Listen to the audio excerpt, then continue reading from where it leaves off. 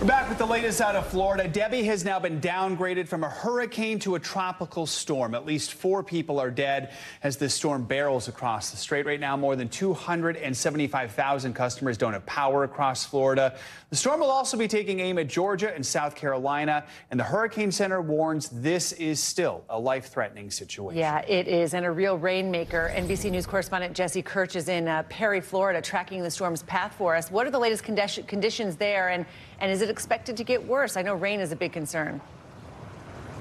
Yeah, so Christine, right now we're really just dealing with a mist, but the wind gusts are still going. You can see behind me the wind making some flagpoles blow around here. We haven't had too much debris knocked over here, which is good, but we are among those, I can tell you, in this community that have lost power as this storm continues charging up the East Coast. Although I shouldn't even say charging, because frankly it is moving at a crawl. Debby now downgraded to a tropical storm, but it is moving very slowly compared to how these storms go, and that means that there's a lot of time for a lot of rain to continue to dump on the southeast U.S. Florida, Georgia, and South Carolina, all 3 states' governors have declared states of emergency, and we're talking about the possibility of around 30 inches of rain localized in some areas. I do want to talk about something that our climate team is flagging to us, that the week we are really just beginning, because this is going to be a days-long event, is something that we can point to climate change as having a role to play here, because we are looking at warmer atmospheric conditions, which can mean more precipitation falling. And also, the big story with this storm is not the wind, not the storm surge, but the rainfall totals in the aftermath. And what I'm told by our climate team is with climate change, you could have changes in the atmospheric conditions, which could make it so that storms continue to be stalling out and slowing down, which is what we are seeing right now with Debby. It is going very slowly. It has been continuously getting slower as it made landfall and continues to march inland over the U.S. And so what that can do is allow for more time for more rain to fall, and that's why we're looking at the possibility of life-threatening catastrophic flooding in the days ahead, guys. Jesse, it seems to me like this is a storm where people didn't so much evacuate as they hunkered down. What is it you're seeing there, and also anything you're learning about these 4 people who've died? A bit of both, Joe. So yesterday we were nearby Keaton Beach. That area, as well as this one just inland, are 2 of the areas that were hit hard by Idalia last year, a Category 3 hurricane that came through this region. I spoke with a gentleman. He and his family were boarding up and getting ready to leave.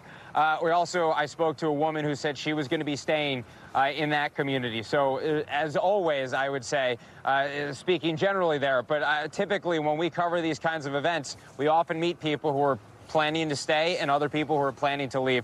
And this storm appears to have been no different. I haven't heard anything about any fatalities in this community, but you talk about those 4 weather-related deaths, not necessarily directly attributed to Debby at this point, but we know from officials that there was a semi-truck cab that went off into a waterway. That driver was found dead. We know of a tree falling on a mobile home and killing a boy. And then we know of a woman, but I don't know if we know the ages of these 2 yet, but we know of 2 people who were killed in a vehicle crash, a vehicle spin out of some kind. So those are the 4 fatalities we know of, and we'll be keeping an eye on how that might progress, and hopefully we will not see more deaths. But again, we do have catastrophic flooding in the days ahead across this region, and so the threat from Debby is far from over, guys. Yeah, Jesse, we did get an update on that single car crash you mentioned. It was a 38-year-old woman and a 12-year-old boy who were killed in that crash. Jesse, do we know any more about where this storm is headed? We're showing sort of the projected path on the screen, so it looks like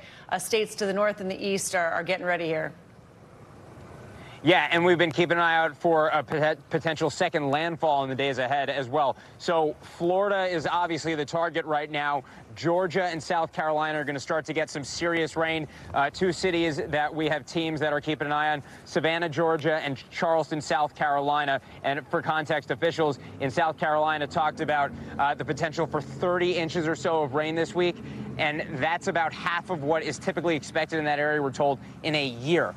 So imagine getting a year's worth of rain in just a handful of days. That's what we're potentially looking at in communities along the East Coast coming up. Certainly a dangerous situation even after the storm passes. Everyone be careful. Jesse, thank you. All right, let's get more on the forecast with meteorologist Michelle Grossman. Good morning, Michelle. What are you seeing there? Good morning, guys. Well, we're still seeing that rain coming down, very heavy in spots, and we're going to continue to see that. And I'm glad that Jesse made that climate connection because the waters are so warm. That's why it's strengthened, and then the air can hold warmer water, almost like a sponge that can hold a lot of water, and then it just gets squeezed out. And then we get that blocking pattern in the atmosphere. I almost think of it as like the conveyor belt at the grocery store. Things get blocked and things don't move. And that's what's happening with this storm. We don't have steering currents to move it out of here. So once again, we're going to see a historical, most likely historical amounts of rainfall. This is what it looks like right now on radar. Really dark colors showing us where the heaviest rain is falling. So Lake City, Fargo, up to Brunswick. It's not just Florida seeing the rain right now. It's up through portions of Georgia and then kind of into South Carolina as well. This is the latest as of the 11 o'clock advisory. So the latest advisory, the next one comes out at 2 p.m. Winds are down to 70 miles per hour. That's still a really strong tropical storm, but it made that landfall. So you expect that to happen as it kind of gets into the friction and decreases those winds. But notice this too, the movement northeast at 8 miles per hour. We're starting to see it slow down, and that will be the trend over the next couple of hours. And then it's going to crawl, it's going to meander, it's going to spin, and that's why we're going to talk about this through Saturday. Another piece of the puzzle is we do have a tornado watch that is through later on this afternoon. Typically with landfalling tropical systems, they're really short tornadoes or spin-ups, but we're still going to watch it as we go throughout the afternoon hours. Here is the latest track by later on tonight, a tropical storm, still a tropical storm on Tuesday and not going very far. Look at that real estate. It's hardly going anywhere. And then back out over the Atlantic on Wednesday before it makes a left-hand turn. And we're still talking about Thursday, Friday, Saturday, not going very far. The biggest thing with tropical systems, you want them in and you want them out, because the longer they're there, the longer that sponge can be squeezed and that rain can come down. So by Saturday, we're looking at winds at 35 miles per hour. Now we're talking about the mid-Atlantic, we're talking about the Northeast, we're talking about major cities, and we're seeing some airport delays because of this storm already. This is going to be a mess as we head throughout the next couple of days. And again, this rainfall is not just a lot of rain. It's life-threatening, it's catastrophic, and it most likely will be historical. So that's what we're going to watch as we go throughout the next couple of days. It's riding up the East Coast, and many of the models are agreeing with this. Look at all these little lines. These are models, or spaghetti plots is what we call them. And most of them are in agreement with it moving slowly up the coast and then making that left-hand turn. So we can feel confident that most likely that is going to happen, and it will be the case that we're going to be watching this at least through Saturday and then much past that, because the rivers are going to be swollen. We're going to have high tides, low tides. So this is going to be a story that goes into next week.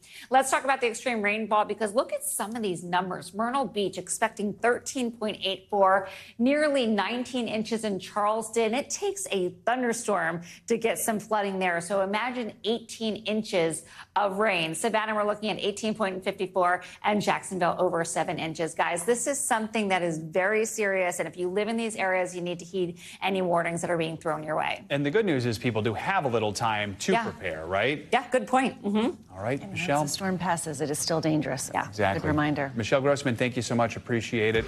Thanks for watching. Stay updated about breaking news and top stories on the NBC News app, or follow us on social media.